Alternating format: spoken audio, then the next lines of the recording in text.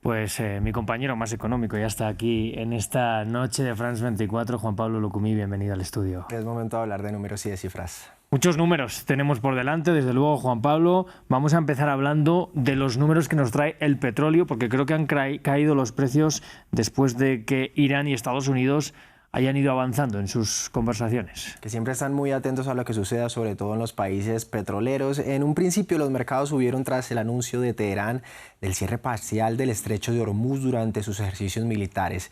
Normalmente, recordemos, los precios del petróleo tienden a subir cuando hay más señales de que pueda haber una escasez del mismo en los principales países productores. Pero más adelante, los precios de este insumo cerraron a la baja tras las nuevas conversaciones entre Teherán y Washington, en el que tal vez se pueda abrir un posible acuerdo entre ambos países. El precio del barril de Brent de Mar del Norte para entrega en abril, lo ven ustedes en pantalla, perdió 1,79% hasta llegar a los $62.42 por barril, y su equivalente estadounidense, el WTI, retrocedió 0,89% hasta llegar a los $62.32 por barril para las entregas en marzo. Previamente, el jefe de la diplomacia iraní, Abbas Araghchi, afirmó que Estados Unidos e Irán alcanzaron este martes un conjunto de principios para un pacto, tras semanas de amenazas cruzadas y el despliegue de un portaaviones de Washington como medida de presión. Bien, Irán habló de un posible cierre parcial del estrecho de Hormuz, por donde pasa gran parte de este suministro. Este estrecho es un punto de paso estratégico para el petróleo, ya que aproximadamente el 20% de la producción mundial transita por allí. Un bloqueo, entonces, así sea parcial, podría rápidamente subir los precios del petróleo. El crudo, pues al producirse un temor en el sector de que pueda escasear este insumo, genera entonces esta incertidumbre y tiende a hacer más caro, por lo menos un momento, los precios de este insumo. Bueno, Juan Pablo, pero gran parte de este escenario también se ha calmado, ¿verdad? Después de estos acuerdos o principio de acuerdo entre Estados Unidos e Irán. Es que va muy en línea de las conversaciones de lo que ellos digan. Si, por ejemplo, Trump tiende a ser un poco más amenazante, pues también impacta los precios del petróleo. Y en este caso, como hay un poco de calma, importan en este caso. Sí, empiezan a impactarlos, y cuando ya hay un poco de calma tiende entonces a cambiar el escenario. Justamente hoy en Suiza, Irán y Estados Unidos realizaron, como decíamos, la segunda ronda de conversaciones. La delegación de la República Islámica informó que hablaron acerca de detalles técnicos y jurídicos, y también se acercaron a ese programa nuclear. Sin embargo, desde Teherán, el líder supremo continúa amenazando de que pueda llevarse a cabo un enfrentamiento militar con la potencia de América del Norte, y también aseguró que sus fuerzas armadas están listas para atacar. Los detalles de este encuentro los tiene Diego Azzani. Nueva ronda de diálogos entre Irán y Estados Unidos, luego de que el presidente Donald Trump tildara a los negociadores de la República Islámica de malos.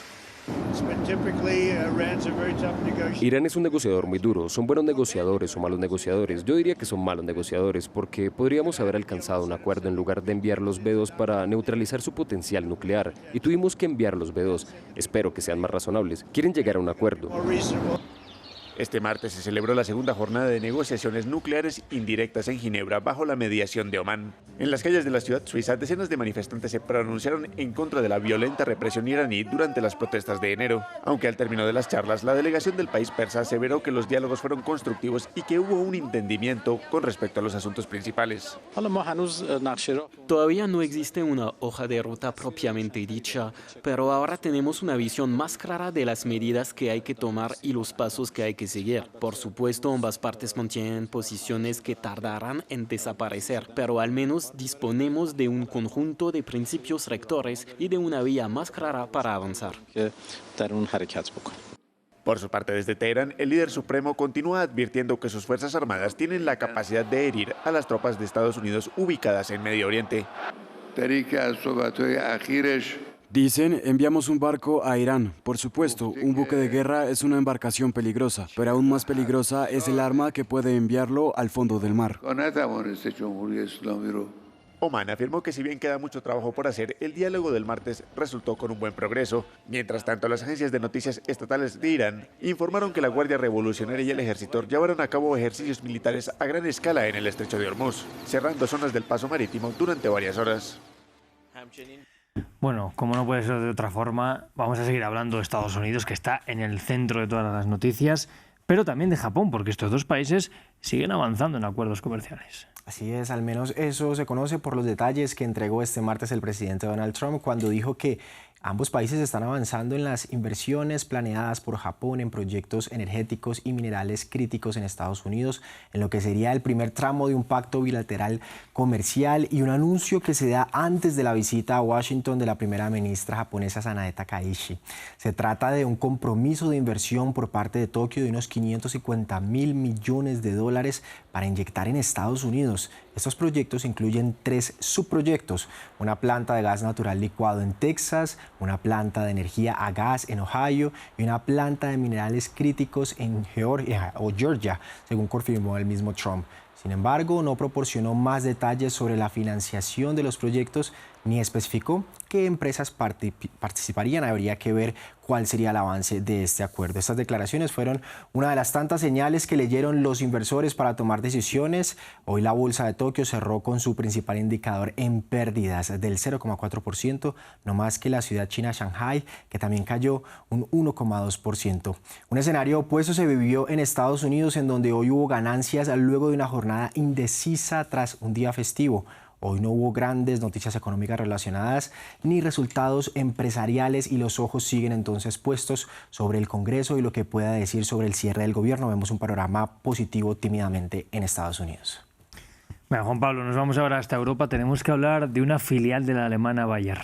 Así es que la compañía Monsanto, filial de la alemana Bayer, anunció este martes un acuerdo de hasta 7.250 millones de dólares para cubrir las reclamaciones actuales y futuras sobre su herbicida con glifosato, el Roundup, relacionado con algunos tipos de cáncer, esto según algunas investigaciones. El acuerdo colectivo, que aún debe ser aprobado por el Tribunal de San Luis en Missouri, en Estados Unidos, ofrece a Bayer una vía de salida frente a la avalancha de juicios relacionados con el herbicida de su filial estadounidense. El grupo, con sede en Lemberg-Kuhn, en Alemania, aumentará en 4.000 millones de euros hasta un total de 11.800 millones su partida de provisiones destinadas al litigio sobre este producto. Justamente por esto, por las inversiones millonarias que anunció la empresa para dar fin a estos litigios y especulaciones, las acciones de Bayer subieron fuertemente en la bolsa, más del 7%, 7,3%, y nos quedamos justamente en este continente para hablar del panorama bursátil allí, en donde vemos un panorama también con tímidas ganancias como lo hacía en Estados Unidos. Es Frankfurt quien ganaba más, un 0,8%. Pues Juan Pablo, venga, vamos con más noticias económicas. Hoy tenemos mucho peso en esta crónica de economía. Vamos a hacer un repaso a lo que queda de estas noticias económicas en el mundo. Rodrigo, empezamos este recorrido en América Latina porque la Comisión Especial del Senado de Uruguay sesionó este martes por primera vez sobre el tratamiento entre el Mercosur y la Unión Europea. El acuerdo comercial se firmó el pasado 17 de enero en Asunción tras negociaciones que se extendieron durante más de 25 años, aunque todavía el proceso continúa. Más al norte, hoy se conoció el dato de inflación de Canadá para el mes de enero. La Oficina de Estadísticas mostró que en el primer mes del año los precios subieron 2,3% en comparación interanual. Esto es una décima menos que el dato de diciembre. Y la caída en la tasa desde este nivel se dio en parte por la caída también en los precios de la gasolina. Cerramos en Europa porque el gobierno de Alemania está estudiando la posibilidad de ofrecer avales estatales a importaciones de gas natural licuado de Argentina. Información que se conoció luego de algunos detalles que dio el ministro de Economía y Energía de este país. Pues Juan Pablo, ahora sí, cerramos este espacio económico. Muchas gracias. Después de hacer este recorrido por diferentes latitudes, damos punto final. Venga, mañana mucho más. Nosotros hacemos una breve pausa y estamos de nuevo con ustedes.